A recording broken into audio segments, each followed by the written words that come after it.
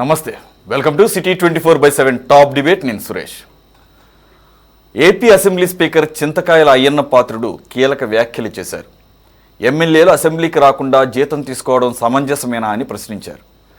జగన్మోహన్ రెడ్డి ఒక్కరే జీతం తీసుకోవడం లేని మిగతా 10 మంది వైసీపీ ఎమ్మెల్యేలు జీతం తీసుకుంటున్నారన్నారు. ఒక ఉద్యోగి జీతం తీసుకుంటూ ఉద్యోగానికి రాకపోతే అతనిపై చర్యలు తీసుకుంటారని, అయితే జీతం తీసుకుంటూ కూడా అసెంబ్లీకి రాని ఎమ్మెల్యేలపై ఎందుకు చర్యలు తీసుకోకూడదని ప్రశ్నిస్తున్నారు.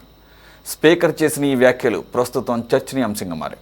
ముందుగా ఈ అంశంపై డిబేట్లో పార్టిసిపేట్ చేస్తున్నారు తెలుగుదేశం పార్టీ అధికార ప్రతినిధి చైతన్య గారు. నమస్తే సార్, వెల్కమ్. వైసీపీ అధికార ప్రతినిధి కారుమంచి రమేష్ గారు జాయిన్. నమస్తే సార్, వెల్కమ్. కాంగ్రెస్ అధికార ప్రతినిధి అలాగే state minority observer Sheikh Baji garu join అయ్యారు. నమస్తే sir. Senior journalist political analyst Kodeshwar garu కూడా జాయిన్. నమస్తే సార్, వెల్కమ్. సార్ చైతన్య గారు, ఒకటి అయ్యన్న పాత్రుడు గారు ఇదే మొదటిసారి కాదు దీని మీద మాట్లాడటం, ఈ అంశం మీద. ఆఖరికి దేశవ్యాప్తంగా ఉన్నటువంటి ఈ ప్రజాప్రతినిధులకు సంబంధించిన సదస్సుకు తిరుపతి వేదిక అయినప్పుడు కూడా, if I'm not wrong, last month or before last month, ఆ వేదిక మీద కూడా ఆయన ఒక విజ్ఞప్తి చేశారు. లోక్సభ స్పీకర్ ఓం బిర్లా గారు అక్కడ ఆసీనులు అయినప్పుడు ఆయన మాట్లాడుతూ ఆ సభను అడ్రస్ చేస్తూ, ఇది ఒక సీరియస్ ఇష్యూ, మీరు దీని మీద కొన్ని గైడ్లైన్స్ ఇవ్వడానికి ప్రయత్నం చేయండి అని చెప్పేసి. సో దాన్ని బట్టి మనకు అర్థమైంది ఏంటంటే, there are no proper guidelines to take action on those public peoples representatives who are not attending assembly or parliament, జీతాలు తీసుకుంటూ కూడా రాని వాళ్ళ మీద తీవ్రమైన చర్యలు తీసుకునేటటువంటి ప్రొవిజన్స్ సరిగా లేవని ఆయన విజ్ఞప్తిని బట్టి మనకు కూడా అర్థమైంది. అసలు లేవంటే ఉన్నాయి అంటున్నారు. ఒక 60 రోజుల పాటు కంటిన్యూస్గా గనక అసెంబ్లీ సెషన్స్కి గనక రాకపోతే ఆ పర్టికులర్ ఎమ్మెల్యే మీద అనర్హత వేటు వేయవచ్చు, సో దట్ మళ్ళీ ఉప ఎన్నిక వచ్చే అవకాశం ఉందని చెప్పేసి. మళ్ళీ 60 రోజుల్లో ఏమన్నా మధ్యలో ఒకసారి వస్తే మళ్ళీ అది క్యాన్సిల్ అవుతుంది అంటే ఏమైనా అది నల్లిఫై అయిపోతుంది, మళ్ళీ సైకిల్ స్టార్ట్. రెండోది, లోపలికి వచ్చారా లేదని పక్కన పెడితే అటెండెన్స్లో ఉంటే అటెండెన్స్ చేయించుకునిటే అటెండ్ అయినట్టుగా కూడా ఒక ప్రొవిజన్ ఏదో ఉందంట. లేదా జస్ట్ ఆ రిజిస్టర్లో సైన్ చేసేసి లోపల అసెంబ్లీకి రాకుండా బయట వెళ్ళిపోతే అది జీతం కోసం అన్నట్లుగా ఈ మధ్య వారు చేసిన వ్యాఖ్యల్లోనే అర్థమవుతోంది. ఇప్పుడు ఒకటి, అయ్యన్న పాత్రుడు గారు ఇచ్చినటువంటి క్లారిటీలో 10 మంది వైసీపీ ఎమ్మెల్యేలు ఇంక్లూడింగ్ జగన్మోహన్ రెడ్డి గారితో కలిపి 11 మంది ఎవరు కూడా ఈ 16-18 నెలల టెన్యూర్లో ఒక్కరోజు కూడా అసెంబ్లీకి అటెండ్ కాలేదని, కానీ జీతాలు తీసుకుంటున్నారని ఎక్సెప్ట్ జగన్మోహన్ రెడ్డి గారు. దీన్ని ఎలా అర్థం చేసుకోవాలో ఆయన కొద్ది క్లారిటీ ఇంకా ఇవ్వాలేమో. అంటే మిగిలిన 10 మంది ఎమ్మెల్యేలు గతంలో ఆరోపించినట్టు అయినా బయట నుంచి బయటే రిజిస్టర్లో సైన్ చేసేసి వెళ్ళిపోవడం ద్వారా జీతాలు వస్తున్నాయి వాళ్ళకి. జగన్మోహన్ రెడ్డి గారు అలా వచ్చి సంతకం చేయకుండా ఉన్నారు కాబట్టి ఆయనకి జీతం రావట్లేదా, లేదంటే ఆయన వాలంటరీగా నాకు జీతం వద్దని చెప్పేసి ఏమన్నా ఆయన రిక్వెస్ట్ పెట్టాడా, లేదంటే కనుక బై డిఫాల్ట్ సంతకాలు పెట్టినా పెట్టకపోయినా శాలరీ పడే ఆప్షన్ ఏమన్నా ఉందా? These are all questions. కానీ ఆయన నిన్న మాట్లాడింది, గతంలో మాట్లాడిన దాన్ని కనుక పరిగణలోకి తీసుకుంటే జగన్మోహన్ రెడ్డి గారు తప్ప మిగిలిన 10 మంది అడపాదడపా వచ్చి సంతకాలు పెట్టి అటెండ్ కాకుండా బయట వెళ్ళిపోతున్నారు. ఎందుకనంటే వారికి జీతాలు కావాలని, అంటే సంతకం పెడితేనే జీతం వస్తుంది అనేది ఏమన్నా అర్థం చేసుకోవాలని. సో ఇప్పుడు మళ్ళీ ఆయన చెప్పింది ఏంటంటే, మరి నైతికంగా కరెక్ట్ కాదు కాబట్టి వారి మీద చర్యలు తీసుకోరు. అంటే ఇప్పుడు జగన్మోహన్ రెడ్డి గారి మీద చర్యలు తీసుకోరా? అంటే జీతాలు తీసుకుంటే మాత్రమే పరిగణలోకి తీసుకుంటారా? జీతాలు తీసుకోకుండా ఆయన విధులు ఆయన నిర్వర్తించకుండా ఆయన ఎమ్మెల్యేగా అసెంబ్లీకి రాకపోతే జగన్మోహన్ రెడ్డి గారి మీద చర్యలు తీసుకోరా సార్? ప్యానల్ సభ్యులందరికీ నమస్కారం అండి. ఇదే విషయం పైన మనం గతంలో కూడా 2-3 సార్లు చర్చ జరిగిందండి మన ఛానల్లోనే. శాసనసభ, ఆంధ్రప్రదేశ్ రాష్ట్ర ప్రజానీకం ఏ నియోజకవర్గాలు అయినప్పటికీ కూడా, ఏ పార్టీ అయినప్పటికీ కూడా ఆ శాసనసభ్యులను, ఆ ప్రజాప్రతినిధులను ఎన్నుకునేది ఆ ప్రాంత ప్రజల యొక్క సమస్యల పరిష్కారాల కోసంగా, అక్కడ ఉన్నటువంటి సమస్యల పరిష్కారాల కోసంగా శాసనసభలో చర్చించి ప్రతిపక్షాలు కావచ్చు, పాలక పక్షాలు కావచ్చు. ప్రతిపక్షం అయితే పాలక పక్షాల దృష్టికి తీసుకొస్తారు. పాలకపక్ష సభ్యులు అయితే ముఖ్యమంత్రి గారి దృష్టికి, గవర్నర్ గారి ముఖ్యమంత్రి గారి దృష్టికి స్పీకర్ ద్వారా ఆయా శాఖల మంత్రుల దృష్టికి తీసుకెళ్లి సమస్యల పరిష్కారం కోసంగా, పనిచేయడం కోసంగా ఏర్పాటు చేసుకున్నటువంటి ఒక వేదిక శాసనసభ. శాసనసభలో ఒక ప్రతిష్టాత్మకంగా జరిగిన ఎన్నికల ద్వారా ఎన్నుకోబడినటువంటి శాసనసభ్యులు జీతాల కోసం విషయం అనేది ఒక్క మాట పక్కన పెడితే, అసలు ఆ ప్రాంత ప్రజల యొక్క సమస్యల పరిష్కారం కోసంగా వీళ్ళు ఎందుకు రారు? అక్కడ ప్రజల యొక్క సమస్యల పరిష్కారం కోసంగా ఒక 11 నియోజకవర్గాల కాంగ్రెస్ పార్టీ, వైఎస్ఆర్సీపీ కాంగ్రెస్ పార్టీలో 11 మంది శాసనసభ్యులుంటే, ఆ 11 నియోజకవర్గాల ప్రజల యొక్క సమస్యలను ఎవరు రిప్రజెంట్ చేయాలి? తెలుగుదేశం పార్టీ కూటమి సంబంధించినటువంటి నాయకత్వాలు శాసనసభ లోపలికి వచ్చి మాట్లాడేటువంటి అవకాశాలు లేవు కదా ఆ 11 నియోజకవర్గాల్లో. ఆ 11 నియోజకవర్గాల్లో అర్హత కలిగినటువంటి వ్యక్తులు ఎవరు? ఆ శాసనసభ్యులు మాత్రమే. దాదాపుగా ప్రతి కాన్స్టిట్యున్సీలో 2,50,000 మంది ప్రజానీకం ఉంటే, ఓటర్లు ఉంటే, మరో 3 లక్షలు 4 లక్షల మంది ప్రజానీకం ఉంటే, 11 నియోజకవర్గాల్లో దాదాపుగా 18 నెలల నుంచి వాళ్ళ సమస్యల పైన మాట్లాడేటువంటి వ్యక్తి ఆ శాసనసభలో లేడు అంటే, ఆ 11 నియోజకవర్గాల ప్రజల యొక్క పరిస్థితి ఏంటి? ఆ సమస్యల పరిష్కారం కోసం ఎవరు పనిచేయాలి? సమస్యల పరిష్కారం కోసం పనిచేయని వ్యక్తులకి జీతాలు ఎందుకు ఇవ్వాలని మేము అడుగుతా ఉన్నాం.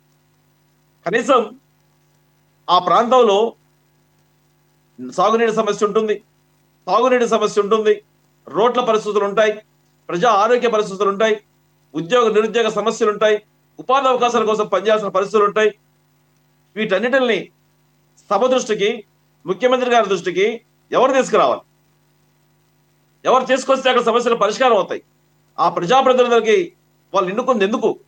ఆ ప్రజలు వాళ్ళ సమస్యల కోసంగా, వాళ్ళ యొక్క హక్కుల కోసంగా, వాళ్ళకు సంబంధించినటువంటి అనేక అవసరాలు, అవకాశాలు, సదుపాయాల కోసంగా వీళ్ళైతే మాకు శాసనసభలను ముఖ్యమంత్రి గారి దృష్టికి తీసుకెళ్లి మా సమస్యలు పరిష్కరిస్తారని చెప్పని ఒక వ్యక్తిని ఎన్నుకుంటే, ఆ వ్యక్తి బాధ్యతారహితంగా ఆ ప్రజలను నట్టేట ముంచి ఇంట్లో కూర్చుంటే, కేవలం జీతాల కోసంగా శాసనసభ ఆవరణలోకి వచ్చి సంతకాలు పెట్టిపోతూ ఉంటే, అటువంటి వ్యక్తుల్ని సస్పెండ్ ఎందుకు చేయకూడదని అడుగుతా ఉన్నాం.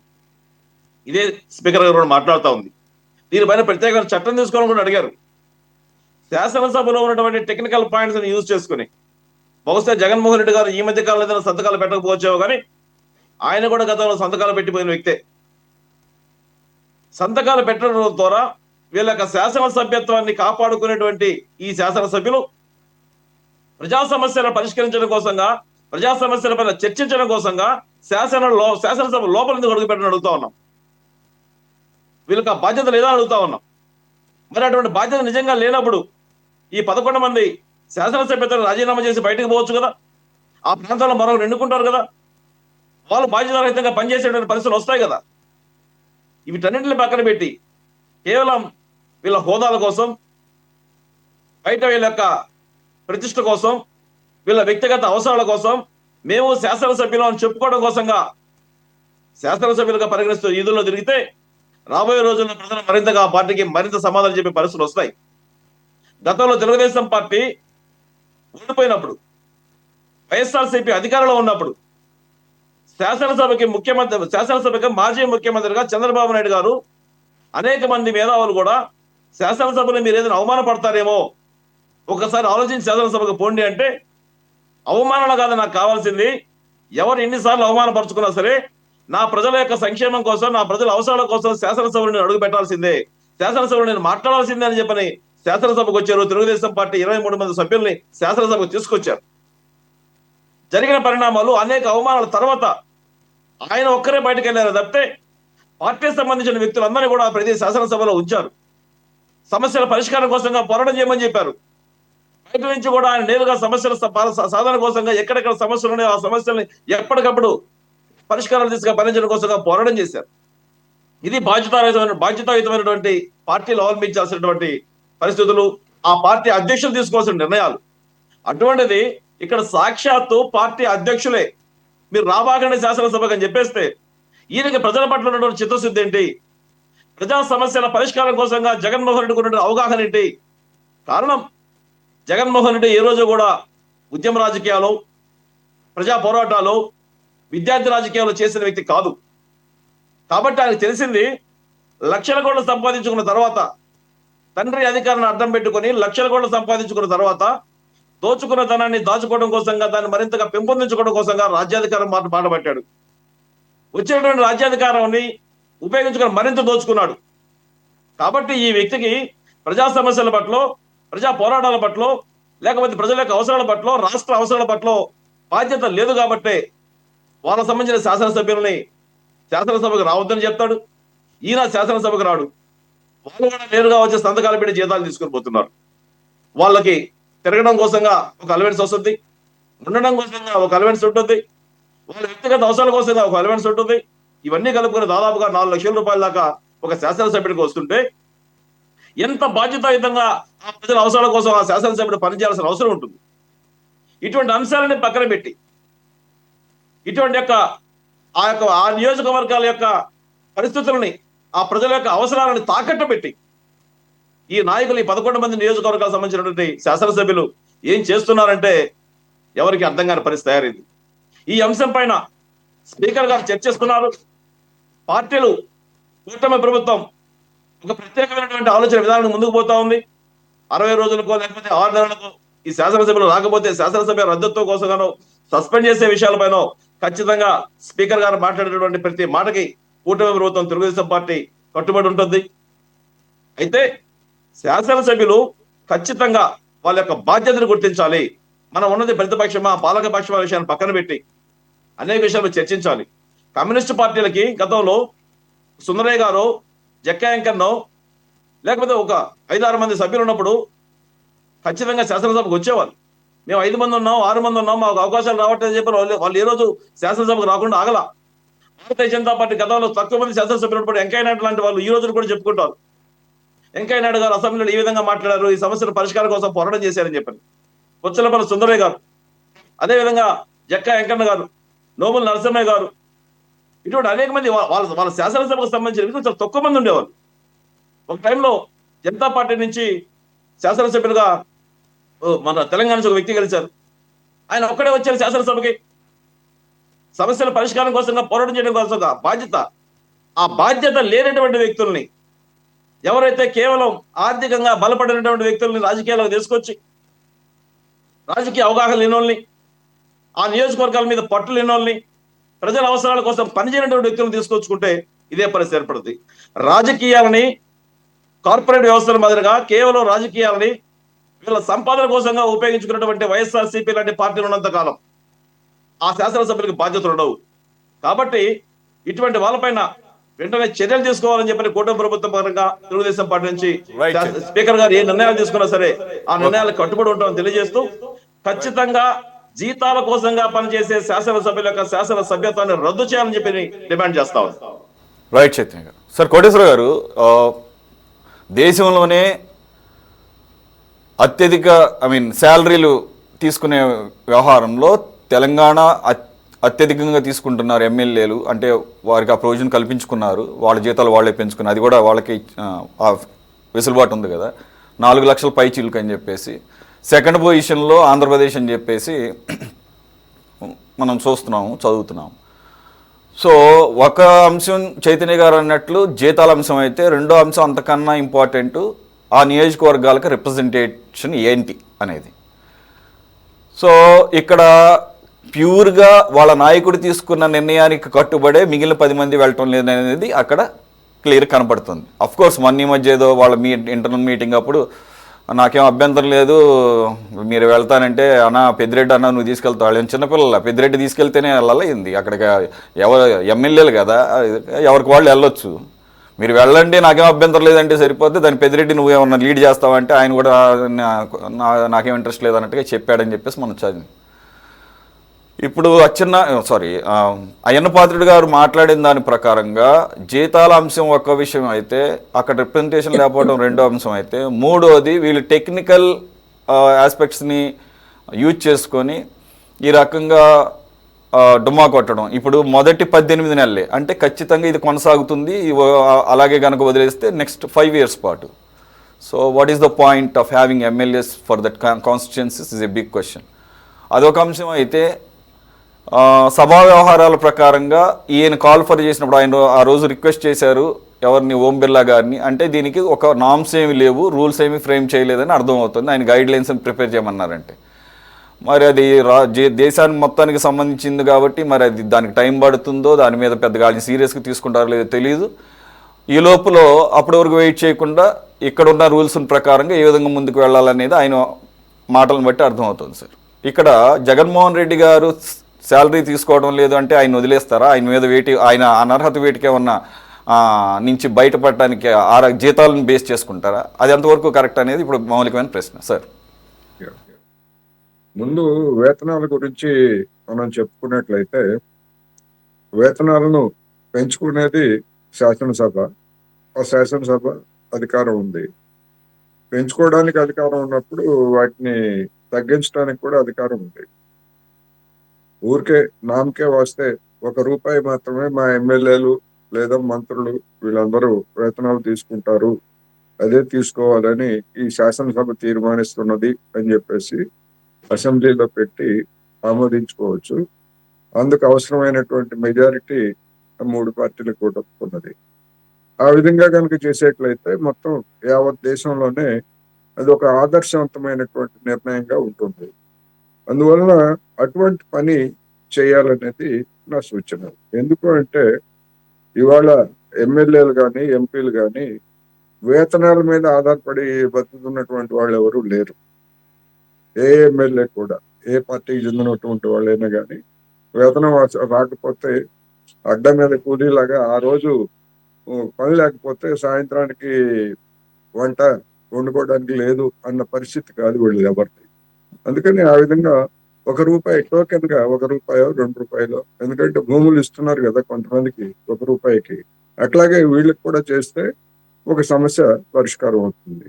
ఇక నిబంధనల ప్రకారం ఇప్పుడు ఆ రోజు ఏ పత్రిక ప్రకటన ఏమి ఇవ్వాలి, లేకపోతే మీడియాలో మనం ఎట్లా రావాలి అని ఏమి లేకపోయేటైతే జగన్మోహన్ రెడ్డి గారు అసెంబ్లీకి రాకపోవడం, వేతనాలు, వీటి గురించి మాట్లాడితే ఉపయోగం ఏముంది? 16 నెలలు అవుతుంది ఇప్పటికి. ఒక నిర్దిష్టమైనటువంటి చర్య తీసుకోవడానికి స్పీకర్కి అన్ని రకాల అధికారాలు ఉన్నాయి.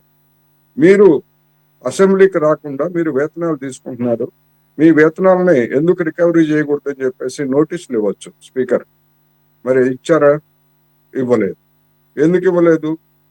ఎవరిని అడగటానికి లేదు స్పీకర్ని, నా విచక్షణ అంటారు. అందుకని దీనివల్ల చర్చ వల్ల ఉపయోగమే లేదు. మనం గతం నుంచి చెప్పుకుంటున్నాం. అందుకని నిర్దిష్టమైనటువంటి చర్యలు స్పీకర్ కార్యాలయం నుంచి ఏమున్నాయి అనేటువంటి ప్రశ్న. అదేవిధంగా ఒకవేళ ఓం బిర్లా గారు ఎలాంటి నిర్ణయం తీసుకోలేదు, అఫీషియల్ గా మీరు తీర్మానం చేసి పంపించండి.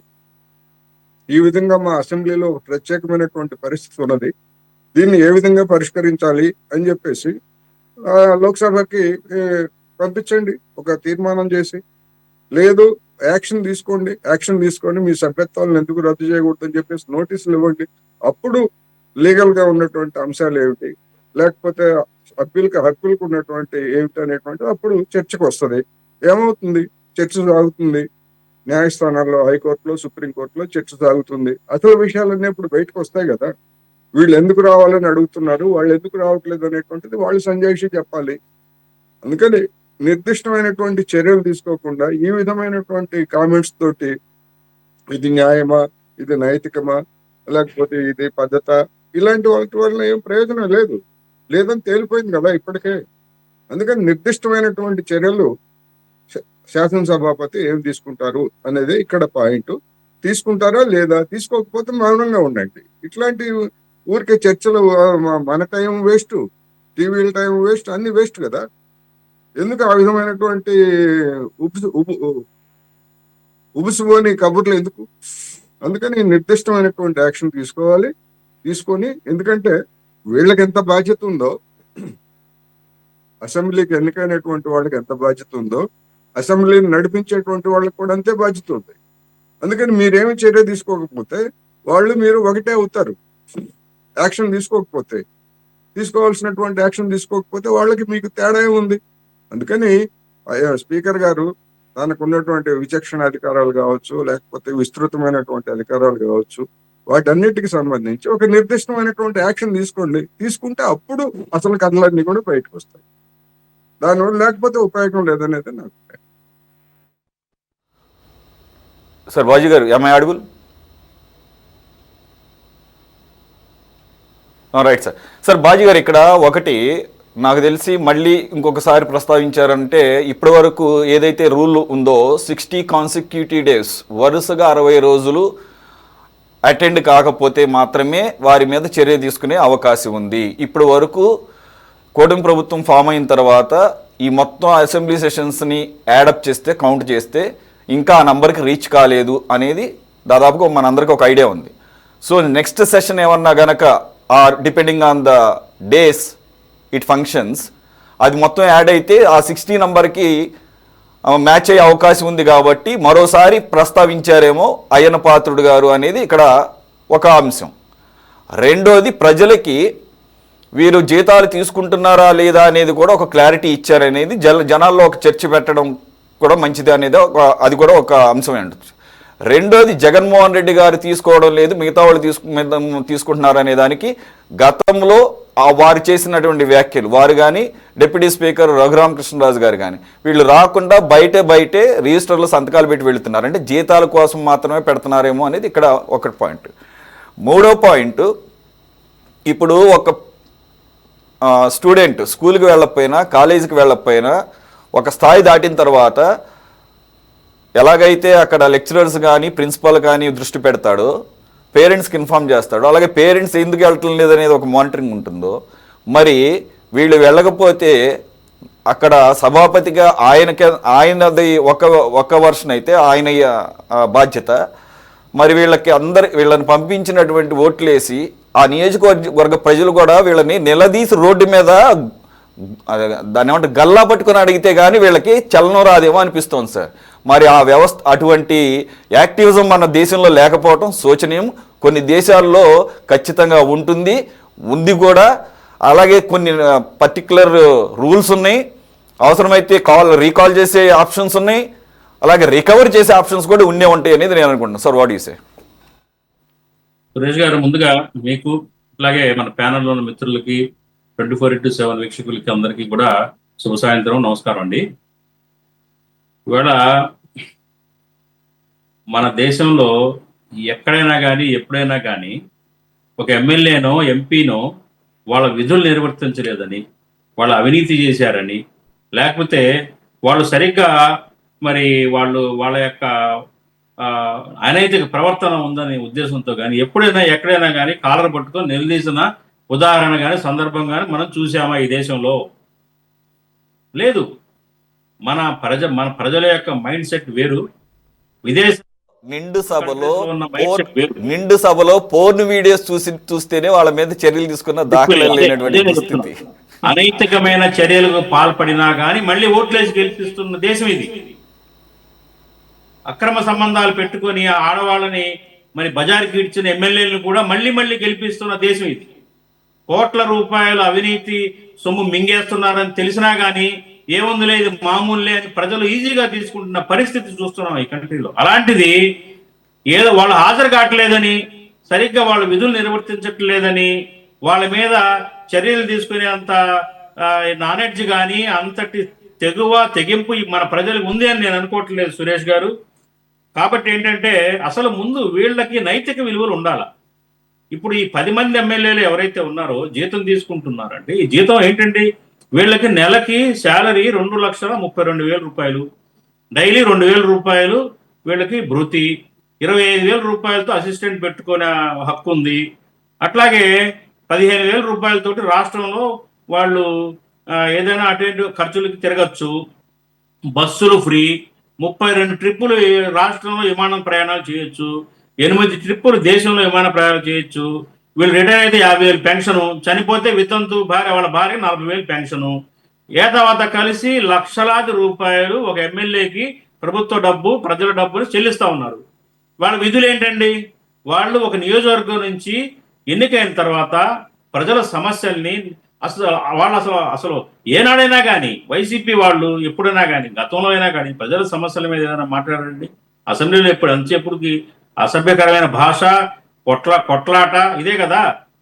వాళ్ళ యొక్క బాధ్యత. వాళ్ళ ప్రజలు పంపించారు ఎన్నిక, బాబు వెళ్ళి అసెంబ్లీలోకి వెళ్ళి మా నియోజకవర్గంలో ఉన్న సమస్యలు ఏంటో చెప్పు, మాట్లాడు, ప్రస్తావించు అని పంపిస్తే, అట్లాగే బడ్జెట్లు ఆమోదించడం కానివ్వండి, చట్టాలను ఆమోదించడం కానివ్వండి, రకరకాల బిల్స్ని పాస్ చేయడంలో కూడా ఎమ్మెల్యేది కీలకమైన పాత్ర.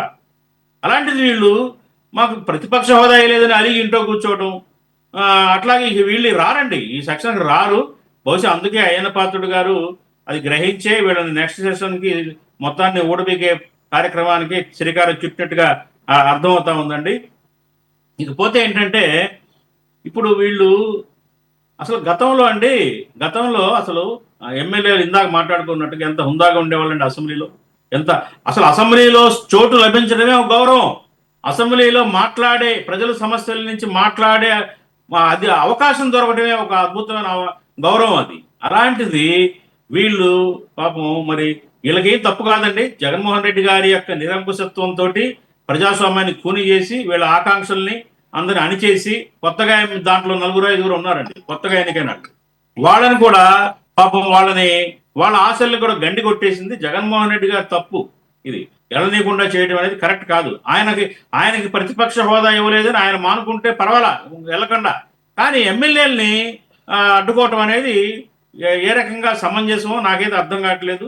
మరి అనేకమైన ఉల్లంఘనలు చేసే ఆ వ్యక్తికి ఈ చిన్నపాటి నైతిక విలువల గురించి ఆలోచిస్తాడు అనుకోవడం కూడా అత్యాశ అవుతుంది. కాబట్టి ఏంటంటే ఇవాళ నేనేమంటానంటే, అసలు కొన్ని సామాజిక కార్యకర్తలు కొంతమంది బహిరంగంగా అప్పీల్ చేస్తున్నారు, ఒక ప్రత్యేక చట్టం తేవాలి, అసెంబ్లీలో హాజరు 75% తక్కువ ఉంటే వీళ్ళకి శాలరీలు ఇవ్వకూడదు, ఎలివెన్సెస్ ఇవ్వకూడదు. అట్లాగే సగం హాఫ్ డే కొంతమంది వాకౌట్ చేస్తారు. వాకౌట్ చేసినా కానీ వాళ్ళకి శాలరీ పొందడానికి అర్హులు కారు అని కొంతమంది సామాజిక కార్యకర్తలు బహిరంగంగానే అప్పీల్ చేస్తూ ఉన్నారు. అలాంటి చట్టం తేండి, దేశవ్యాప్తంగా కూడా తీసుకురావాలి. అట్లాగే నేను ఇంకొక మాట కూడా అయ్యన్న పాత్రుడు గారికి ఒక అద్భుతమైన అవకాశం లభించిందని చెప్తున్నాను. ఎందుకంటే ఇందాక మొదట్లో మాట్లాడుకున్నట్టుగా రాజ్యాంగంలో ఒక స్పష్టంగా గైర్హాజరీ అయిన ప్రజాప్రతినిధుల్ని అనర్హులుగా 60 రోజులు కనుక కంటిన్యూ అయితే అనర్హులుగా వేసే చట్టం కానీ లేకపోతే అలాంటి ప్రొవిజన్ కానీ రాజ్యాంగంలో లేదు, స్పష్టంగా లేదు. అది నేను చాలా స్టడీ చేశాను దీని మీద. స్పష్టంగా లేదు కాబట్టి అయ్యన్న పాత్రుడు గారు కూడా మేనిమేషాలు లెక్కేస్తా ఉన్నాడు. అయితే ఇది దేశానికి ఒక రోల్ మోడల్గా అయ్యన్న పాత్రుడు గారు తీసుకొని, వైసీపీ ఎమ్మెల్యేలు ఇచ్చిన అవకాశాన్ని ఒక రోల్ మోడల్గా తీసుకొని రేపు సెషన్లో వీళ్ళందరినీ అనర్హులుగా ప్రకటించేస్తే దేశానికి ఒక రోల్ మోడల్గా దీని మీద ఒక నిగ్గు తేల్చే ఒక చర్య మన రాష్ట్రం నుంచే జరుగుతుందని చెప్పేసి నా అభిప్రాయం. కాబట్టి అయ్యన్న పాత్రుడు గారు ఈ ఫీలర్లో వదలటం ఇవన్నీ చేయటం కాదు. రేపు నిజంగా మళ్ళీ రేపు సెషన్లో కూడా రాకపోతే 60 రోజులు నిండిపోతే ఖచ్చితంగా ఈ 11 మందిని అందరినీ కూడా జీతం తీసుకోకపోయినా కానీ అనర్హులుగా వేయాలని మేము డిమాండ్ చేస్తా ఉన్నాం. ఎందుకంటే జీతం క్రైటీరియా కాదు, జీతం అనేది వేరే ఇష్యూ. కానీ ఒక ప్రజాప్రతినిధిగా తన యొక్క విధుల్ని, బాధ్యతల నుంచి తప్పించుకొని నిర్వర్తించకపోవడం అనేది ప్రజాద్రోహం, ప్రజాస్వామ్యాన్ని ఖూనీ చేసినట్టు, ప్రజలకి ద్రోహం చేసినట్టు, అది వాళ్ళని ఎన్నుకున్న ప్రజలకి అన్యాయం చేసినట్టు. ఇది గ్రహించాలి ముందు. జగన్మోహన్ రెడ్డి గారి అదుపాకనంలో ఉంటూ వాళ్ళు వెళ్ళటం లేదు, కానీ అది పార్టీ యొక్క అంతర్గతం, పార్టీ లైన్ అవ్వచ్చుగాక. కానీ ప్రజలకి ఏం జవాబుదారీ చెప్తారు? రేపు మళ్ళీ ఎలక్షన్లో వెళ్ళి ప్రజలకు ఏం సమాధానం చెప్తారు? మా నాయకుడికి అది ప్రతిపక్ష హోదా ఇవ్వలేదు కాబట్టి మేము వెళ్ళలేదని చెప్తే మొగాన్ని కాంట్రించి ఊస్తారు జనం. ఎందుకంటే మీరు ఎన్నిక చేసుకుంది మేము. మా వాణి మీరు గొంతు వినిపించకుండా అసెంబ్లీలో మీరు మాకు అన్యాయం చేశారని అడగరా ప్రజలు? ఇది ఎమ్మెల్యేలు గ్రహించాలి. ఇప్పటికైనా వాళ్ళ అధినాయకుడిని కన్విన్స్ చేసుకొనైనా కానీ రేపు సెషన్స్ లో వస్తే గౌరవంగా ఉంటుందనేది నా అభిప్రాయం. సురేష్ గారు. సార్ రమేష్ గారు, దీని మీద మనం ఇంతకుముందు కూడా మాట్లాడుకున్నాము.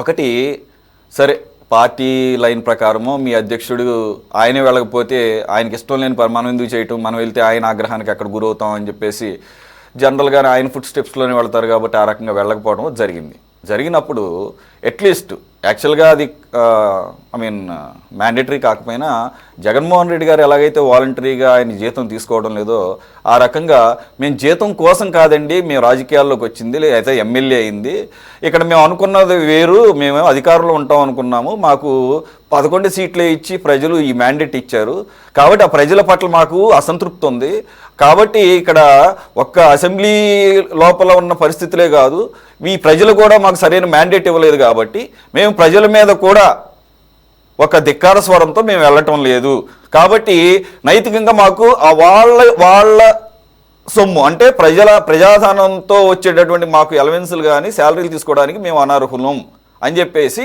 ఇండైరెక్ట్గా ఏదైతే జగన్మోహన్ రెడ్డి గారు చేశారో అదన్నా కనీసం చేస్తే అప్పుడు కూడా రూల్ ప్రకారంగా వెళ్లాల్సిందే. సరే అట్లీస్ట్ ఓకే వీళ్ళు ఆ యాంగిల్లో అయినా కాస్త ప్రజాధనాన్ని వృధా చేయలేదు, లేకపోతే మేము వచ్చింది దానికోసం కాదని చెప్పి ఇదేం దరిద్రం అండి. శాలరీ ప్రతి నెల తీసుకోండి, ఇప్పుడు మీరున్నారు నేనున్నాను, మీ పని మీరు చేస్తుంటారు, అలాగే నా ఉద్యోగం నేను చేస్తుంటాను, దానికి తగ్గట్టుగా ఎంతో కొంత ఇస్తారు, ఇది కదా జరిగేది. మరి వాళ్ళు ఏం చేస్తున్నట్టు? వాళ్ళు అసలు ఇన్ని నెలల పాటు తీసుకోవడానికి అసలు మనసు ఎలా ఒప్పింది? దాదాపుగా నెలకు 3.5 లక్షల రూపాయలంటే నెలకు 3.5 లక్షలు అంటే ఇప్పటికి ఎన్ని నెలలు అయింది? మరి ఏ రకంగా వాళ్ళు తీసుకోవడానికి అర్హులు? ఏ రకంగా దాన్ని రికవరీ చేయటానికి ఎందుకు ప్రయత్నం చేయకూడదు? సో వాట్ ఈస్ సురేష్ గారు, మీకు ప్యానల్ ఉన్న సభ్యులకు అలాగే సిటీ 24/7 వీక్షకులందరికీ వెరీ గుడ్ ఈవినింగ్ అండి. మొట్టమొదట నేను మీ అందరికీ చెప్పదలుచుకుంది ఏంటంటే, ఇందాక చైతన్య గారు మాట్లాడినా, బాజీ గారు మాట్లాడినా, మీరు మాట్లాడినా ఎమ్మెల్యేల యొక్క జీతం, వాళ్ళ యొక్క జీతం కానీ అలవెన్స్లు కానీ మొత్తం 3.5 లక్షలు 4 లక్షలని, బాజీ గారు 2,32,000 అని చెప్పి ఇలా రకరకాలుగా చెప్తున్నారు. మీ అందరికీ తెలియంది ఏంటంటే ఎమ్మెల్యే యొక్క జీతం 12,000 మాత్రమే, మిగతా అలవెన్స్లు అవన్నీ కలుపుకుని 1,25,000 వరకు మిగతా అలవెన్స్లు అండి. ఒక 50,000 మాత్రం హౌస్ రెంట్ కోసం, ఎందుకంటే ఇక్కడ క్వార్టర్స్ లేవు కాబట్టి మన స్టేట్ వరకు నేను చెప్తున్నది, ఎస్పెషల్లీ ఏపీ స్టేట్ వరకు మన స్టేట్లో క్వార్టర్స్ లేవు కాబట్టి స్పెషల్గా ఇంకొక 50,000 హౌస్ రెంట్ అలవెన్స్ అని చెప్పి స్పెషల్గా ఇవ్వడం జరుగుతుంది. టోటల్గా ఆంధ్రప్రదేశ్లో ఏ శాసనసభ్యుడైనా సరే తీసుకునేది అన్ని అలవెన్స్లతోటి కలిపి 1,75,000 రూపాయలు మాత్రమే అనేది ఒక్కసారి మీరు అందరూ కూడా తెలుసుకోవాలని కోరుతున్నాను. రమేష్ గారు, ఈవెన్ 1,75,000 అన్నా కూడా ఇదే సబ్జెక్ట్ ఉంటుంది, ఇదే ఉంటుంది, అక్కడ కూడా జరుగులు. కానీ మీరు చెప్పేది ఫ్యాక్చువల్ గా రాంగ్ కాబట్టి ఇదే ఫస్ట్ టైం కాదు. ఒక్క నిమిషం ఆగండి సార్, ఒక్క నిమిషం కావాలని చెక్ చేసుకుందాం. నా తప్పు అయితే నేను కరెక్ట్ చేసుకుంటా, బాజీ గారు తప్పు అయితే బాజీ గారు కరెక్ట్ చేసుకుంటారు. ఈ లోపల మిగతా వాళ్ళు గూగుల్ చేసుకోవచ్చు, అన్ని కూడా పబ్లిక్ డొమైన్ లో. ఒక్క నిమిషం సార్, నేను ఎందుకు కాన్ఫిడెంట్ గా చెప్తున్నానంటే, ఒక్క నిమిషం ఆగండి సార్, ఒక్క నిమిషం ఆగండి. ఆ 1,75,000 అయినా కూడా నైతికంగా కరెక్ట్ కాదు. నేను ఏమంటున్నానంటే, గత 2-3 సార్లుగా డిబేట్ చేసినప్పుడు అప్పుడే దేశంలో అతి ఎక్కువగా జీతభత్యాలు తీసుకుంటున్నది తెలంగాణ, 4 లక్షల పైచీలకు అన్ని అలవెన్సులు కలిపి. అలాగే నెక్స్ట్ స్టాండ్స్ ఏపీ 3,50,000 అటు ఇటుగా. ఇది కావాలంటే ఏమైనా తప్పైతే మాట్లాడుకోండి. ఇప్పుడు బాజీ గారు కూడా చెప్పారు 2 లక్షల పైచీలు కలిపి బేసు, అలాగే అన్ని అలవెన్సులు కలుపుకుంటే. నేనేమంటున్నానంటే అసలు అలా కాదండి, 75 కాదు 75 రూపాయలు తీసుకున్నా కూడా తప్పే. నీ పని నువ్వు నీ పని నేను నిర్వర్తించినప్పుడు 75 రూపాయలు తీసుకున్నా కూడా తప్పే. ఎంతసేపు కూడా ఒక విషయాన్ని చెబుతున్న దాన్ని వెంటనే ఇక దాన్ని అడ్డం పడిపోయి చెప్తారు. నేను అవును, మరి మీరు రాంగ్ ఫ్యాక్ట్స్ రాంగ్ గా చెప్తున్నప్పుడు కరెక్ట్ చేయాల్సిన బాధ్యత ఉంటుంది కదా. కరెక్ట్ గా చెప్తున్నా. నేను మీకు ఛాలెంజ్, ఏపీలో 1,25,000 రూపాయలు ఎమ్మెల్యేకి టోటల్ ఆల్ అలవెన్సెస్ వస్తున్నాయి. 50,000 రూపాయలు వాళ్ళకి హౌస్ రెంట్ అలవెన్స్ ఇస్తున్నారు. 1,75,000కి మించి ఒక్క రూపాయి కూడా రావట్లా. ఐ ఛాలెంజ్ యూ, నేను ఛాలెంజ్ చేస్తున్నా మీకు. ఓకే రైట్, నేను చెక్ చేసుకుంటా. అయినా కూడా తప్పే. ఇప్పుడు ఆన్సర్ చేయండి. అయినా కూడా తప్పే, నేను చెప్తా. అయినా కూడా తప్పే. తప్పు అనేది నేను మాట్లాడతా, కానీ వేగ్గా విషయం తెలియకుండా మాత్రం ఇప్పుడు బాజీ గారు కూడా చెప్పింది ఫేకా. ఓకే, ఫ్యాక్ట్ చూద్దాం, ఈ లోపల చెక్ చేద్దాం. పెద్ద విషయం కాదు, మీరు కంటిన్యూ చేయండి. ఛాలెంజ్ అందులో తిరగలేదు. No point in challenging about the no point in challenging the figure. Okay, it's waste of time. Okay, use best figure. I am challenging the figure. Okay, చూద్దాం. ఈ లోపల చెక్ చేద్దాం సార్. ఈ లోపల check చేద్దాం, correct చేసుకుందాం అవసరం అయితే. ప్లీజ్. నెక్స్ట్ నేనంటే ప్రజల్లోకి అమ్మో 4 లక్షల రూపాయలు జీతం తీసుకుంటున్నారంట, లేదా 2.5 లక్షలు 3.5 లక్షలు, ఈ రకంగా శాసనసభ్యుల మీద కూడా ఒక 1,25,000 అమ్మో కాదా? 1,25,000 అమ్మో కాదా? Yes, next. 1,25,000 అమ్మో కాదా? మీకేం చీప్ కనబడుతుందా? ప్రజాధనం అది. నన్ను మాట్లాడినివ్వండి. Yeah, please. ఇక చైతన్య గారు చెప్పినట్టు కానీ బాజీ గారు చెప్పినట్టు కానీ శాసనసభ్యులు అసెంబ్లీకి వెళ్ళట్లేదు కానీ జీతాలు తీసుకుంటున్నారు, ఇది ఎంతవరకు సమంజసం అని చెప్పి వీళ్ళందరూ కూడా మాట్లాడటం జరిగింది. అసలు శాసనసభ్యులుగా నెగ్గిన వాళ్ళకి ఈ 11 మందికి వాళ్ళ యొక్క శాసనసభ నియోజకవర్గాల్లోనే వాళ్ళకు విలువ లేకుండా ఎవరైతే ఓడిపోయారో ఆ తెలుగుదేశం పార్టీ ఇన్ఛార్జీలను అక్కడ పెట్టి వీళ్ళు అధికారులందరినీ కూడా ఈ శాసనసభ్యుడికి ఈ గెలిచిన వైఎస్ఆర్సీపీలో ఉన్న 11 మంది శాసనసభ్యులకి ఒక ఎస్ఐని వేసుకునే అధికారం లేదు, ఎంఆర్ఓని వేసుకునే అధికారం లేదు, ఎండిఓని వేసుకునే అధికారం లేదు. ఎవరైతే ఓడిపోయిన శాసనసభ్యుడు ఉన్నాడో ఆ శాసనసభ్యుడి ఇంటికి వెళ్ళి ఈ అధికారులందరూ అక్కడ కూర్చొని సమావేశాలు నిర్వహిస్తున్న సంగతి వాళ్ళ గెజిట్ పత్రికల్లో ఈనాడు ఆంధ్రజ్యోతుల్లో వస్తున్నాయి. దానికి వీళ్ళు ఏ విధమైన సమాధానం చెప్పరు. అవి తప్పు కాదు. ఎంతసేపు కూడా వైఎస్ఆర్సీపీ శాసనసభ్యులు మాత్రం అసెంబ్లీకి వెళ్ళకపోవడం తప్పు అని చెప్తారు. నెక్స్ట్ ఇంకోటి కూడా చెప్తున్నా నేను, ఈ గెలిచిన శాసనసభ్యులు వాళ్ళ నియోజకవర్గాల్లో వాళ్ళకి ప్రోటోకాల్ గౌరవం లేదు, వాళ్ళకి ఏ విధమైన వాళ్ళ సమాచారం లేకుండా ఎవరైతే ఓడిపోయిన శాసనసభ్యుల ద్వారా కార్యక్రమాలు నిర్వహించడం, వాళ్ళతో అధ్యక్షత చేయించడం జరుగుతుంది. ఇంకో విషయం కూడా మాట్లాడారు చైతన్య గారు, వీళ్ళని ఎందుకు సస్పెండ్ చేయకూడదు అంటున్నారు. ఎస్, నిజంగా అసెంబ్లీ స్పీకర్ గారికి ఆ రైట్ ఉంటే సస్పెండ్ ఇప్పటికే చేసేవాళ్ళు. ఆ రైట్స్ లేవు కాబట్టి వీళ్ళు సస్పెండ్ చేసే అధికారం వీళ్ళకి లేక వాళ్ళు అలా చూస్తున్నారు. And also at the same time ఇంకోటి మీరు ఏం చెప్తున్నారంటే జగన్మోహన్ రెడ్డి గారిని మీరు మాట్లాడినప్పుడల్లా ఏకవచనంతో మాట్లాడారు. మీరు ఒక అధికార ప్రతినిధిగా ఎదుటి వాళ్ళకి మీరు గౌరవం ఇచ్చి మాట్లాడితే మీ నాయకుడిని కూడా ఎదుటి పక్షం వాళ్ళు గౌరవం ఇచ్చి మాట్లాడతారని గుర్తుపెట్టుకుని ఎప్పుడైనా డిబేట్లకు వెళితే మాజీ ముఖ్యమంత్రిగా ఉన్న జగన్మోహన్ రెడ్డి గారిని జగన్మోహన్ రెడ్డి అని ఏకవచనంతో మాట్లాడటం తగ్గించుకోండి. మీరు ఏకవచనంతో మాట్లాడితే చంద్రబాబు నాయుడు గారు అనే నేను చంద్రబాబు నాయుడు అని మాట్లాడాల్సిన పరిస్థితి వస్తుంది. డెకరం మెయింటైన్ చేయడం నేర్చుకోండి డిబేట్లో చైతన్య కృష్ణ గారు. అలాగే తండ్రి అధికారాన్ని అడ్డం పెట్టుకుని లక్షల కోట్లు దోచుకున్నాడని జగన్మోహన్ రెడ్డి గారికి చెప్తున్నారు. 2 ఎకరాలు ఉన్న చంద్రబాబు నాయుడు గారు 2 లక్షల కోట్ల రూపాయలు, వాళ్ళు 5-6 లక్షల కోట్ల రూపాయలు ఎలా ఎగబాకాడు అనేది ఇదే చైతన్య కృష్ణ గారు చెప్తే నేను కూడా విని 30 సంవత్సరాల్లో 5-6 లక్షల కోట్ల రూపాయలు, ఇంకా నా వయసు ఉంది, నేను కూడా సంపాదించడం మొదలు పెడతాను. ఇక బాజీ గారు చెప్తూ బాజీ గారు ఇలా వెళ్ళకపోవడం చాలా తప్పు అని చెప్తున్నారు. బాజీ గారు క్లియర్గా జగన్మోహన్ రెడ్డి గారు మొట్టమొదటి నుంచి కూడా చెప్పడం జరిగింది, ఈ రాష్ట్రంలో మేము శాసనసభకు వెళ్తే వీళ్ళు అక్కడ సరైన సమయం ఇవ్వరు, ఎంతసేపు కూడా ఒక ఎమ్మెల్యేకి ఇచ్చిన సమయం ఇస్తామంటే ఈ రాష్ట్రంలో ఉన్న సమస్యలన్నింటినీ కూడా మేము అక్కడ ప్రస్తావించడానికి సమయం సరిపోదు కాబట్టి ప్రతిపక్ష హోదా అనే దాని గురించి ఆయన అడగడం జరిగింది. అది ఇవ్వము అని చెప్పారు. అది కోర్టులో కేసు ఉంది. మేము వెళ్ళకపోవడం గురించి, వైఎస్ఆర్ శాసనసభ్యులు వెళ్ళకపోవడం గురించి జగన్మోహన్ రెడ్డి గారు ఈ పార్టీ అధ్యక్షుడిగా ఆ 11 మంది శాసనసభ్యులు ఫ్యాన్ గుర్తు మీద గెలిచారు. గెలిచిన శాసనసభ్యులు అధినాయకుడు ఏ నిర్ణయం తీసుకుంటే ఆ నిర్ణయానికి కట్టుబడి ఉంటారు. అధినాయకుడు వెళ్ళట్లేదు కాబట్టి మేము కూడా వెళ్ళము అని శాసనసభ్యులు తీసుకున్న నిర్ణయం, మీతో పాటు మేమే ఉంటాం సార్ అని చెప్పి వాళ్ళు కూడా వెళ్ళట్లా. నిజంగా జగన్మోహన్ రెడ్డి గారు వాళ్ళని ఆపి ఉంటే మొన్న పెద్దిరెడ్డి రామచంద్రారెడ్డి గారిని అన్న మీరు వెళ్ళండి శాసనసభ్యులను తీసుకుని, నాకు ఏ విధమైన అభ్యంతరం లేదని చెప్పి చెప్తే మేము ఎవరు వెళ్ళం మీరు రాకపోతే అని చెప్పి క్లియర్గా పెద్దిరెడ్డి రామచంద్రారెడ్డి గారు కూడా చెప్పడం జరిగింది. ఇందాడ ఆయన విశ్లేషకుడు గారు మాట్లాడుతూ కోటేశ్వరరావు ఆయన చెప్పారు, ఈ రోజున శాసనసభ్యులు ఎవరు కూడా ఈ జీతాల మీద ఆధారపడి వాళ్ళు శాసనసభ సభ్యులుగా ఎన్నికవడం జరగట్లేదు. ప్రతి ఒక్కళ్ళు కూడా వాళ్ళ స్థాయి ఏంటో, వాళ్ళు ఏ రకంగా ఈ రోజున కోట్లాది రూపాయలు ఎలాగా శాసనసభ్యులందరూ కూడా ఖర్చు పెట్టి ఎలక్ట్ అవుతున్న సందర్భాలను మనం చూస్తున్నాం. సో శాసనసభ్యులు ఈ జీతాల మీదే ఇది అవుతున్నారు అనేది అది కరెక్ట్ కాదు. నెక్స్ట్, ఈ రోజున చంద్రబాబు నాయుడు గారు పాదయాత్ర చేసేటప్పుడు ఆయన శాసనసభకు వెళ్ళా, కానీ ఆ 16 నెలల్లో 18 నెలలు ఆయన పాదయాత్ర చేసినంత కాలం ఆయన జీతం తీసుకున్నారు. మీరు చంద్రబాబు నాయుడు గారు శాసనసభ్యుల్ని వెళ్ళమన్నారు కదా శాసనసభకి అని చెప్పి చైతన్య కృష్ణ గారు చెప్తున్నారు. మరి వెళ్ళని చంద్రబాబు నాయుడు గారు జీతం ఎందుకు తీసుకున్నారండి? ఆయన మానేయొచ్చుగా, ఆయనకు నైతిక విలువలు లేవా? మరి ఆ రోజున చంద్రబాబు నాయుడు గారు జీతం ఎందుకు తీసుకున్నారు? దానికి మీరు సమాధానం చెప్పరు.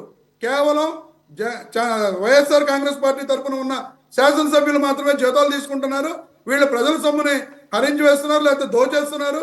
ఈ రకంగా ప్రజల్లో ఒక రకమైన దుష్ప్రచారం చేసి మీరు లబ్ధి పొందుదామన్నా జగన్మోహన్ రెడ్డి గారు క్లియర్గా చెప్పడం జరిగింది. ఆ చెప్పిన విషయాన్ని ప్రజలు గుర్తిస్తారు, అర్థం చేసుకుంటారు. భవిష్యత్తులో మీరు ఎటువంటి వేటుకు వేసినా సరే మేమందరం కూడా సిద్ధం అని చెప్పి జగన్మోహన్ రెడ్డి గారు బై ఎలక్షన్కి వెళ్ళడానికి కూడా మేము సిద్ధం అని చెప్పి ఆయన చెప్పడం జరిగింది. మీరు దమ్ముంటే నిజంగా 60 రోజులు రేపు శాసనసభ సమావేశాలు అయిపోతే 60 రోజుల్లో మేము చరిత్ర సృష్టించబోతున్నాం, వీళ్ళకి శాసనసభ సభ్యత్వం రద్దు చేస్తామని చెప్పి చెబుతున్నారు. వేయండి, ఆ వేటుకు కూడా మేము సిద్ధం అని చెప్పి మా పార్టీ అధ్యక్షుడు జగన్మోహన్ రెడ్డి గారు చెప్పారు. దానికి మేము సంసిద్ధంగా ఉన్నాం.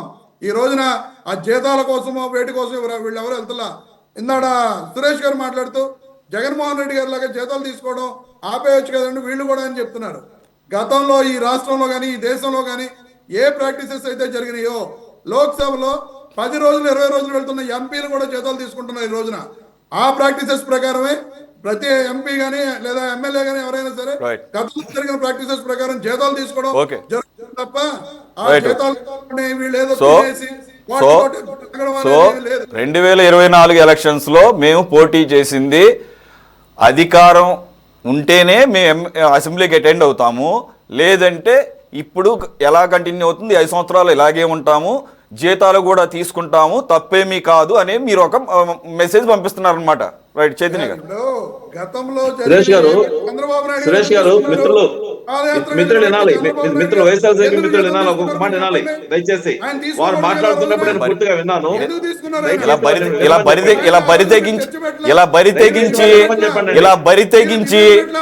బరి తెగించి ఎమ్మెల్యేగా ఎన్నికైనా కూడా మొదటి రోజు నుంచి కూడా మేము వెళ్ళము, ఏమేమి ఇలా డెసిషన్ తీసుకున్నాము, ఆ ప్రజలు కూడా మమ్మల్ని అర్థం చేసుకుంటారు అని ఇలా మాట్లాడితే ఎవడేం చేయలేడు. చైతన్య గారు దేనికోసం పోటీ చేశారు? దేనికోసం పోటీ చేశారు? దేనికోసం పోటీ చేశారు? ఎందుకు పోటీ చేశారు? ఎందుకు పోటీ చేశారు? ఒక్క రోజన్నా వెళ్ళారా? ఒక్క రోజన్నా వెళితే అక్కడ పరిస్థితులు నచ్చకపోతే వాకౌట్ చేయటమో ఇక నుంచి మేము వెళ్ళమని చెప్పచ్చు. ఒక్క రోజన్నా వెళ్ళారు మీరు? అంటే అధికారం ఉంటేనే మనం వెళ్తాం, అధికారం ఉంటేనే మనం లోపలికి వెళ్తాం. ఇది గమనించాలి చైతన్య గారు. చైతన్య గారు ఆయన గారికి వినగలిగితే సమాధానం చెప్తామండి. మరి వారు మాట్లాడుతున్నప్పుడు మేము కామ్గా ఉన్నాం. మేము మాట్లాడుతూ దయచేసి వినాలి సోదరులు. మేము జగన్మోహన్ రెడ్డిని గౌరవించే విషయంలోనో లేకపోతే ప్రతిపక్ష నాయకులను గౌరవించే విషయంలోనో వైఎస్ఆర్సీపీ నాయకుల నుంచి భాష గురించి తెలుసుకునే పరిస్థితుల్లో తెలుగుదేశం పార్టీ నాయకులు లేరు. జగన్మోహన్ రెడ్డి గారు ఆయన ఈ రోజున జరుగుతున్నటువంటి పరిణామాల ప్రకారంగా ఆ నియోజకవర్గాల బాధ్యత వహించినటువంటి శాసనసభ్యులని ఎందుకు సస్పెండ్ చేయకూడదు మళ్ళీ కూడా డిమాండ్ చేస్తాం. మేము మాట చెప్పారు మిత్రులు, అక్కడ ఇన్ఛార్జీలు కూర్చొని అధికారులు పిలుచుకుంటున్నారు, ఎంఆర్ఓలు వేసుకుంటున్నారు అని. ఎంఆర్ఓలను ఎంపీడీఓలను అధికారులను ట్రాన్స్ఫర్ చేసే విషయంలోనూ వేసుకునే విషయంలోనూ ఇన్ఛార్జీలు పనిచేయండి, ఎమ్మెల్యేలు కూడా చేయండి. అక్కడ ఉన్నటువంటి ప్రభుత్వం యంత్రాంగం పనిచేస్తుంది. కలెక్టర్ గారు, అక్కడ ఉన్న ఆర్డీఓ గారు వాళ్ళ నిర్ణయాలు తీసుకుని రిక్రూట్ చేసుకుంటారు. అధికారులు ఇన్ఛార్జీలకు వచ్చి పనిచేస్తున్నారు. అంటే మీ 11 మంది శాసనసభ్యులు గాలి వదిలేసే ప్రజల్ని సమస్యలు పట్టించుకోకపోతే ఆ నియోజకవర్గ ప్రజల యొక్క సమస్యలు పట్టించుకోవడం కోసం తెలుగుదేశం పార్టీ నాయకులు అధికారులతో మాట్లాడటం తప్ప ఏ రాజ్యాంగంలోనే సరే ప్రజలు అధికారులతో మాట్లాడుకుందని రాసిపెట్టున్నారా? మీకు అర్థమవుతుందో అసలు ఏం మాట్లాడుతుందో? గడిచిన పాలనలో గడిచిన మీ ప్రభుత్వంలో 23 నియోజకవర్గాలు తెలుగుదేశం పార్టీ గెలిచినటువంటి 23 నియోజకవర్గాల్లో ఎవరు పనిచేశారండి?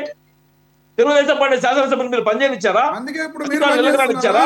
మీ వాలంటీర్లు మీ నాయకులు కనీసం ఆఖరాకి మేమనేది ఇన్ఛార్జీలో ఎవరో ఒక నాయకత్వం పనిచేస్తున్నారు. మీరు వాలంటీర్లు పెట్టి ఎంఆర్ఓలు బెదిరించలేదా? ఎస్ఐలు బెదిరించలేదా? ఎంపీడీఓలు బెదిరించలేదా? ఎవరికైనా పనులు జరిగాయండి? ప్రభుత్వ యంత్రాంగాన్ని అధికారుల్ని గంప గుర్తుగా వీళ్ళ యొక్క మనసత్వానికి దాసోహం చేసుకునే విధంగా ఇళ్లలో కట్టేసుకుని పనిచేయించారు వైఎస్ఆర్సీపీ నాయకులు. ఫలితంగా 11 సీట్లు వచ్చాయి. 23 సీట్ల నుంచి 140 సీట్లకు కూటమి ప్రభుత్వం రావడానికి కారణం ఏంది? మీరు చూపించినటువంటి అత్యంత చెత్తమైన పరిపాలన కారణంగానే ప్రజలు మళ్ళీ తిరిగి కూటమి ప్రభుత్వాన్ని ఆదరించారు. మరోసారి జీతాల విషయం పైన ఈ రోజు ఉన్నటువంటి గూగుల్లో అప్డేట్ ఉండకపోయిండొచ్చు. 1,25,000 కాదండి, 2,50,000 చిల్లర పైన అనేక అలవెన్సులు కలుపుకొని 3 లక్షల దాకా ఈరోజు శాసనసభ్యులకు వస్తున్నాయి. ఇది వాస్తవం. శాసనసభ్యుల యొక్క జీతాల గురించి నేను శాసనసభ్యుల యొక్క జీతాల గురించి ఎక్కువ తక్కువ గురించి నేను మాట్లాడలేదు. మళ్ళీ కూడా చెప్తున్న సోదరుడికి, శాసనసభ్యుల యొక్క జీతాలు ఎక్కువ ఇస్తున్నారు తక్కువ ఇస్తున్నారు మాట్లాడలేదు. తీసుకున్న జీతాలకు ఎందుకు పనిచేయడం మాత్రమే మాట్లాడుతున్నాం. శాసనసభ్యులకు జీతాలు అవసరమే కాదని మేము చెప్పాం. ఎందుకంటే ఈ రోజున కూడా అనేక రిజర్వ్డ్ కాన్స్టిట్యున్సీల్లో ఎస్సీ ఎస్టీ రిజర్వ్డ్ కాన్స్టిట్యున్సీల్లో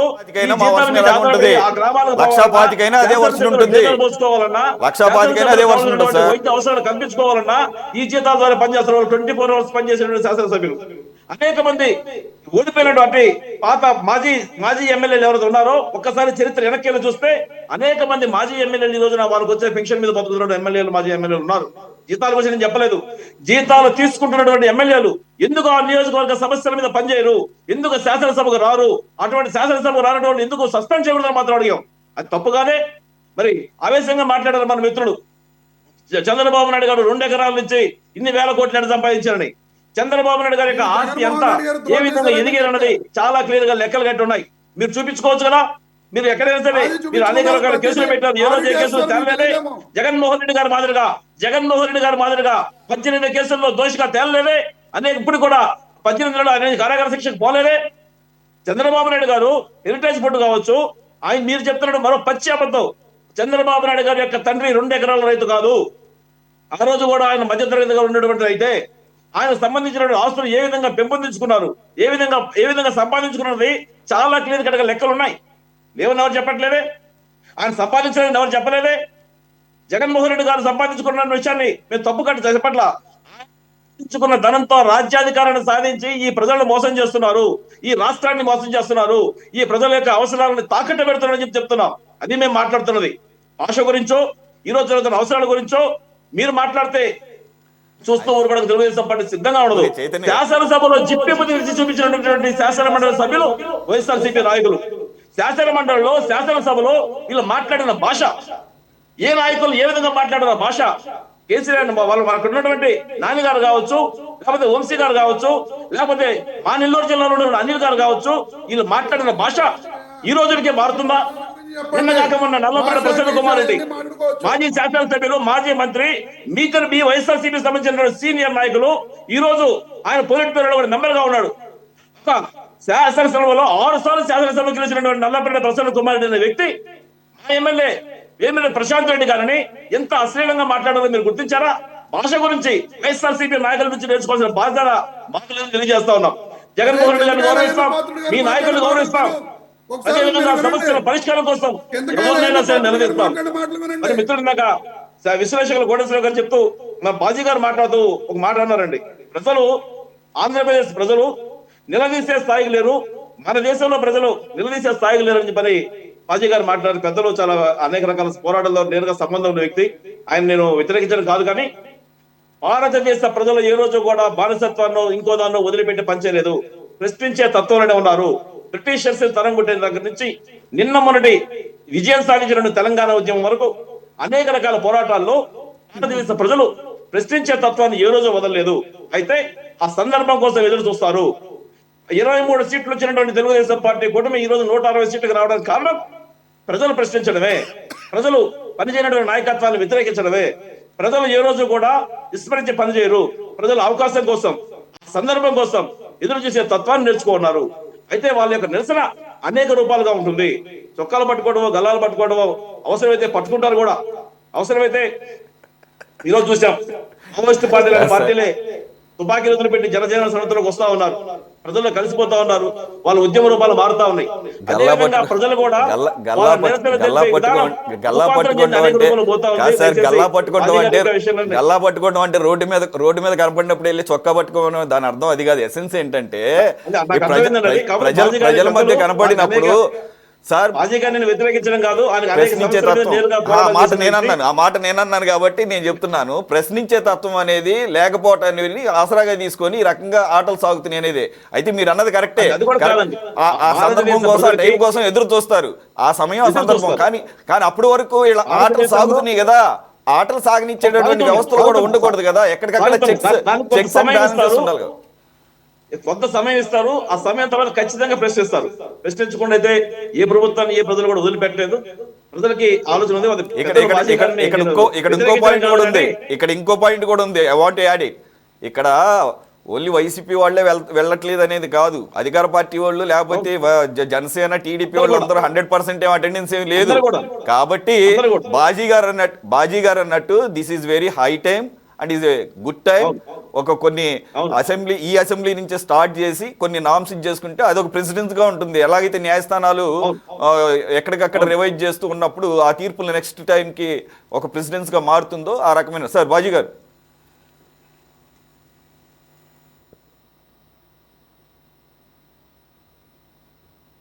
రెండు విషయాలు సురేష్ గారు. ఇప్పుడు నా ఉద్దేశం ఏంటంటే, మన ప్రజల్లో పోరాట పటిమ లేదని కానీ, లేకపోతే ఆత్మాభిమానం లేదని కానీ నా ఉద్దేశం కాదు. అది నా ఉద్దేశం ఏంటంటే, when we compare to other countries legislature, ఇతర దేశాల్లో మనం పోలిస్తే స్పాట్లో ఇవాళ ఎమ్మెల్యే ఒక తప్పు చేస్తే అతను నియోజకవర్గంలో తిరుగుతున్నప్పుడే నిరసన వ్యక్తం చేసి అతన్ని మరి నిలదీసే తత్వం లేదు. వాళ్ళు వెయిట్ చేస్తారు. వెయిట్ చేసి మళ్ళీ ఎలక్షన్ వచ్చినప్పుడు దాని ప్రభావం ఉంటుంది, అది వేరే విషయం. కానీ ఇవాళ ఎమ్మెల్యేలు కానీ ప్రజాప్రతినిధులు కానీ ప్రజలకు భయపడుతున్నారా చెప్పండి? ఏం ఆలోచిస్తున్నారు? రేపు ఓటుకి ఇంకో 1000 రూపాయలు ఎక్కువ వేస్తే వాళ్ళే వేస్తారులే మన ఓట్లు అనే పరిస్థితుల్లో ఉన్నారు ఇవాళ. అలా కాదండి, ప్రజల్లో కూడా మార్పు రావాలి, నిలదీయాలి, కాలర్ పట్టుకోవాలంటే అదే నియోజకవర్గంలోకి వచ్చినప్పుడు ఏం చేస్తున్నావు నువ్వు, నేను మేము ఎన్నిక చేసి పంపిస్తే నువ్వు వాట్ యు ఆర్ డూయింగ్ అని అడగాలి. అడిగితేనే వీళ్ళకి భయం ఉంటుంది. అది నా ఉద్దేశం. ఒకటి. రెండోది, ఈయన మన రమేష్ గారు మాట్లాడుతూ వాళ్ళకు టైం ఇవ్వట్లేదు అసెంబ్లీలో మాకు, అందుకని మేము వెళ్ళట్లేదు అన్నారు. ఏమంటే ఆ మాట అంటానికి మీకు ఇది తక్కువ చిన్నతనంగా అనిపించట్లేదా రమేష్ భాయ్? ఇప్పుడు వెళ్తే కదా, మీరు అసెంబ్లీలో కూర్చుంటే కదా టైం ఇస్తారో ఎవరో తెలిసేది. మీరు వెళ్లకుండానే, మీరు ఆట ఆడకుండానే ఓడిపోతామేమో, మమ్మల్ని ఇచ్చేస్తారేమో, అవమానిస్తారేమో భయపడితే ఇంకా ప్రజాస్వామ్యాన్ని మీరు కాపాడుతున్నట్టు ఏం ప్రజాప్రతినిధులు మీ పార్టీ వాళ్ళు? మీరు వెళ్తే తెలుస్తుంది టైం ఇస్తారా ఇవ్వరా. ఇవ్వకపోతే అప్పుడు ప్రజాక్షేత్రంలో ప్రజలే అడుగుతారు, ఏమండి మా ప్రతిపక్ష పార్టీకి టైం ఇవ్వరు ఎందుకని చెప్పేసి. మీరు ముందే చేతులు ఎత్తేసేసి అది కుంటి సాగుగా చూపిస్తున్నారు తప్ప అది సరైన కారణం కాదు. అలాగే వేతనాల విషయంలోకి వచ్చేసరికి చివరిసారి, ఇప్పుడే నేను గూగుల్ సెర్చ్ చేశాను, చివరిసారిగా 2016లో వేతనాలు సవరించారు.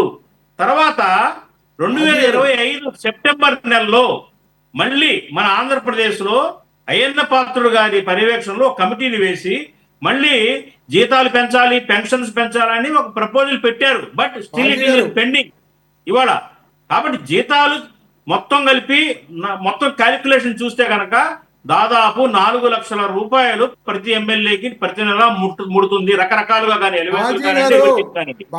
ఇంకొకటి ఏంటంటే, వినండి, ఆగండి. ఇంకొకటి ఏంటంటే, అసలు జీతం ఎంత అనేది పక్కన పడేయండి. జీతం అసలు మీ ఎమ్మెల్యేలు 1 రూపాయి కూడా తీసుకునే అర్హత లేదు. 1 రూపాయి కూడా సంతకం పెట్టి శాలరీ తీసుకునే అర్హత లేదు. ఎందుకు తీసుకుంటున్నారు? మీరు అసెంబ్లీకి వెళ్ళినప్పుడు ఎందుకు తీసుకుంటున్నారు? చంద్రబాబు నాయుడు గారి గురించి ఎందుకండి? మీ సంగతి మాట్లాడండి, మీ సంగతి చెప్పండి. మీ ఎమ్మెల్యేలు అసెంబ్లీకి వెళ్ళినప్పుడు సంతకం పెట్టి శాలరీలు తీసుకునే నైతిక హక్కు ఉందా? దీనికి సమాధానం చెప్పండి. 1 రూపాయి, లక్ష కాదు, 5,000 కాదు, 1 రూపాయి తీసుకునే అర్హత చెప్పేది వినపడుతుందా? రమేష్ గారు, చంద్రబాబు నాయుడు గారు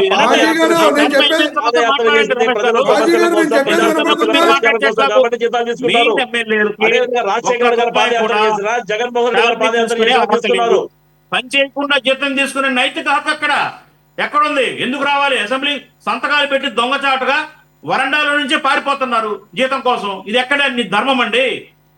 నవ్వుతారు ప్రజలు. అయిపోయిందా సార్ బాజీ గారు? చెప్పండి, మాట్లాడండి. ఇప్పుడే నేను సురేష్ గారికి ఒక ఎమ్మెల్యే గారి శాలరీ అది పెట్టాను. నేను ఆయనకి టోటల్ వాళ్ళకి వస్తున్నది ఎంతో కూడా మొత్తం సురేష్ గారికి పెట్టాను. కావాలంటే మీకు కూడా వెంటనే ఇప్పుడు పంపిస్తాను. 1,75,000 రూపాయలు టోటల్ అలవెన్సెస్ తోటి వాళ్ళకి వచ్చేది. మీరు ఏం చెప్పినా సరే అది కరెక్ట్ కాదు. మీరు మీకు కూడా పంపిస్తాను, అది ఇప్పుడే పెడతాను, లైవ్ లోనే పెడతాను మీకు. అనైతిక సురేష్ గారికి సొమ్ము, పెట్టాను, ఆయన అనైతిక చూపిస్తే సొమ్ము. కాదు కాదు, మీకు సురేష్ గారు చూపిస్తే ఓకే, నేను మీకు కూడా పెడతాను, చూడండి కావాలంటే. పెట్టండి, పర్లేదు, అది ఇష్యూ కాదు, అది ఎక్కువ తక్కువ ఉంటుంది, అది కాదు, పక్కన పడేయండి. మీకు 10 కూడా రూపాయలు పెట్టాను, చూడండి. తీసుకోండి, నైతిక ఇప్పుడు హక్కు ఉందండి. నైతిక హక్కు ఇక మన రాజకీయ కాదు ప్రతినిధులు, మాజీ గారు, మాజీ ప్రజాప్రతినిధులు గారు, ప్రజలకు ఆదర్శంగా ఉండాలా. మాజీ గారు, ఇప్పుడు మీరు మేము వెళ్ళట్లేదు, వీళ్ళకి తీసుకునే నైతిక హక్కు లేదు అంటున్నారు.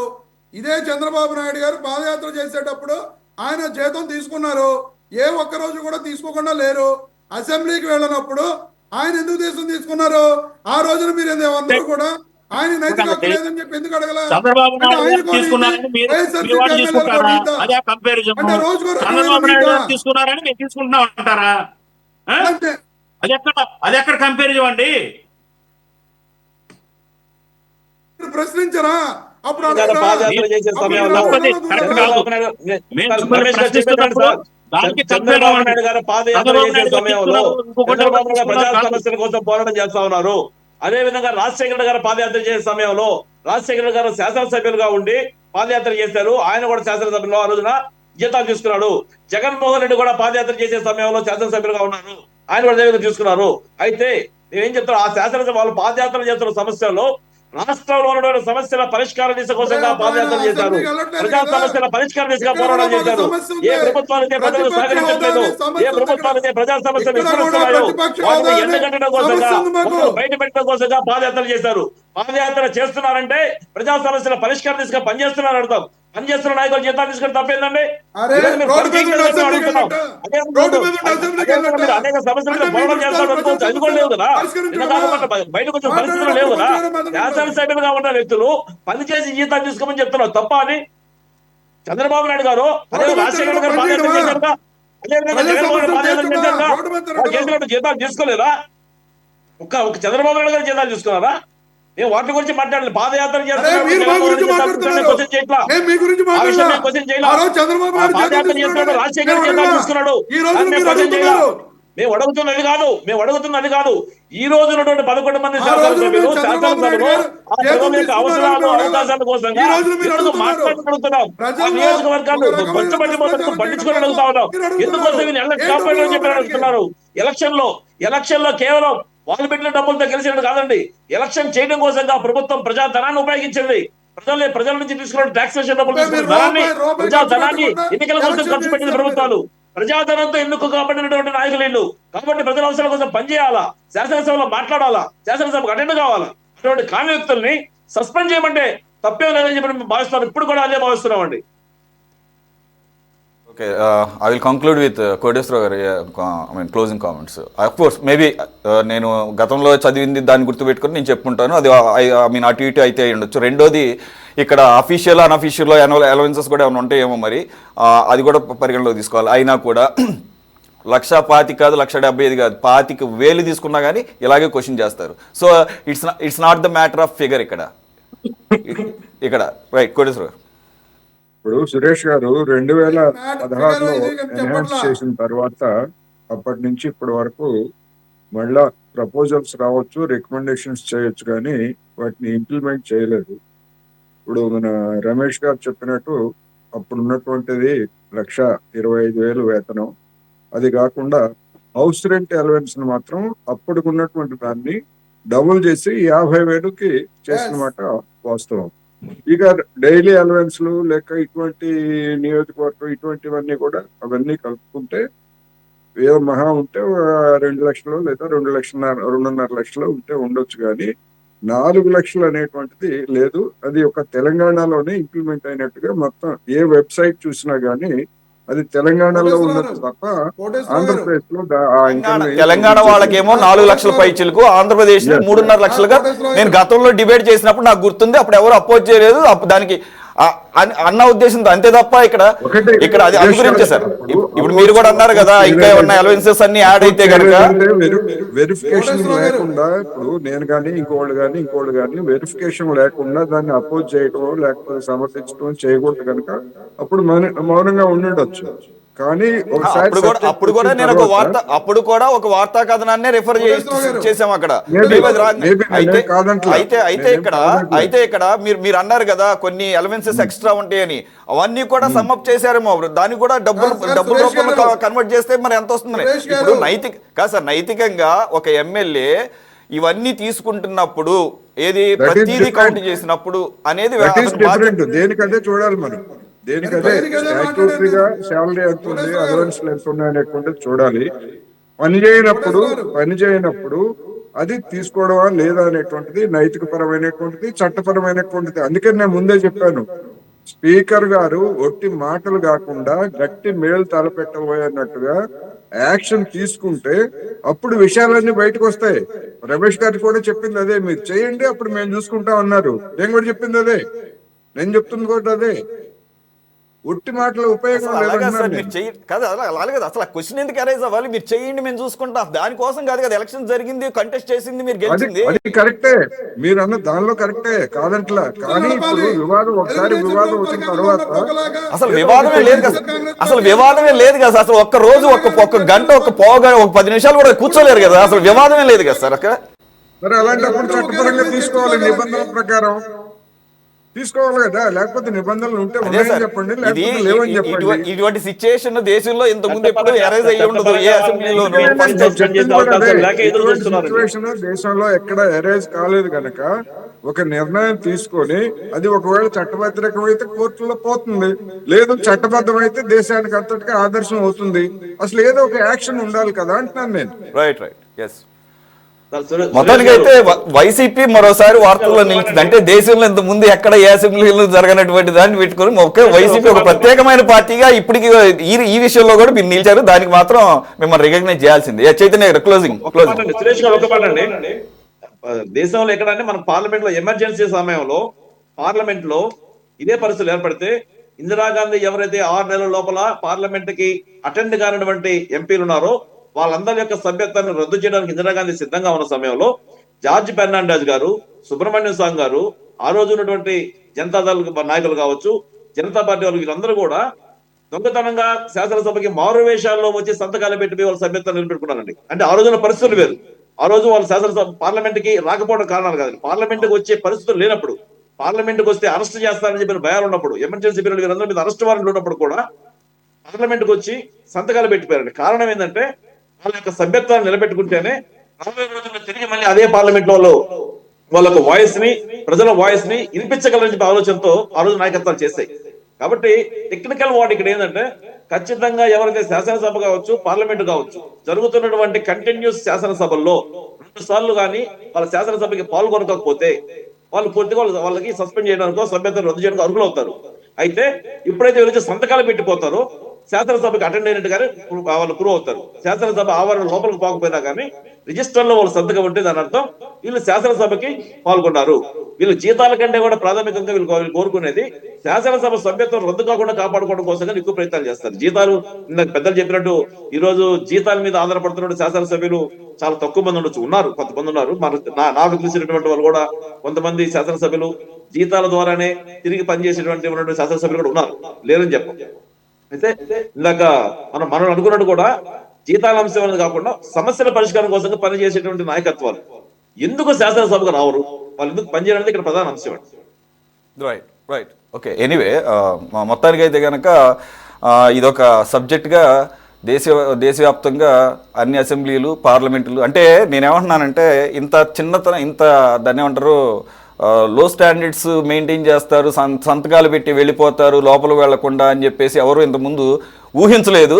సో ఇటువంటివి కూడా జరుగుతాయి అనుకున్నప్పుడు ఇక ఏ రకంగా ముందుకు వెళ్ళాలనే దాని మీద ఒక డెసిషన్ తీసుకోవాల్సిన అవసరం అయితే ఏర్పడింది. థ్యాంక్స్ ఫర్ జాయినింగ్ చైతన్య గారు, రమేష్ గారు, బాజీ గారు అండ్ కోటేశ్వర గారు. ఇది వాటి టాప్ డిబేట్. మరో అంశంతో మళ్ళీ కలుద్దాం. Stay tune to City 24/7.